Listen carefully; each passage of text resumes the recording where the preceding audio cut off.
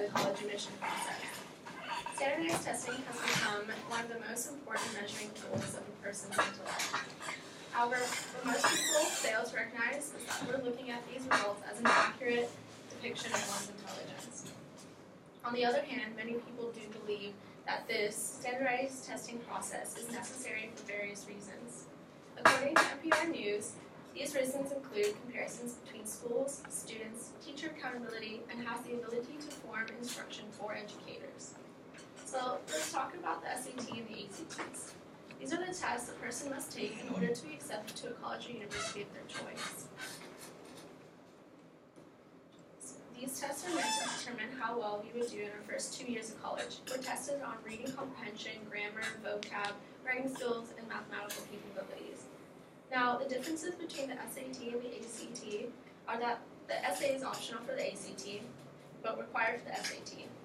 The ACT has a science section, while the SAT doesn't, and the ACT questions are tricky and meant to confuse you, whereas SAT questions are pretty straightforward. According to the Huffington Post, high school seniors become anxious for taking the test and do not do as well as they should because of the amount of pressure they do put on them. With that being said, I was one of those students who struggled and tested poorly on the SAT. I studied months in advance, took practice exams, sought all sorts of help, but once it came down to the test, everything had changed. Though I knew that I had known more than what my results had shown. Now, coming from a highly academic high school, scoring anything less than a 1900 resulted in intense humiliation. My highest score taking the SAT was a 1560. The national average is a 1500. After each test that I had taken, I would wind up getting around the same score, and all the money that my family had spent for the SAT prep went down the drain. According to the New York Times, many families will spend over or around $20,000 on SAT prep, and the top tutors charge over $600 an hour. On top of that, standardized testing, it's biased against certain groups. According to an article on eCampusTours.com, standardized testing shows biases towards women and groups of ethnic and socioeconomic diversity.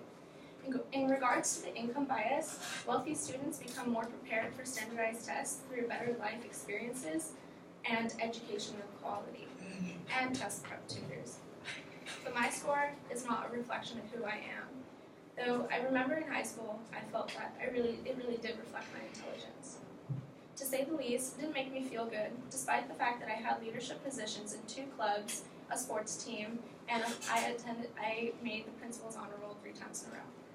So when it came to apply to my colleges, it was hard to do so because my 1560 was below most schools' requirements. At that point in time, I felt like I was going nowhere. However, I wasn't going to let this stop me, and I made it a goal to show everyone that I could handle any college, and that SAT or ACT should not determine a person's future. Furthermore, I ask all of you to speak out more about the standardized tests. I know this was an issue for us a year or 2 ago, so you've moved past it and you don't really want to think about it. But if you know what I've gone through, you know that there's a junior or senior right now struggling out to be dead. And that isn't a healthy or a fair feeling to have.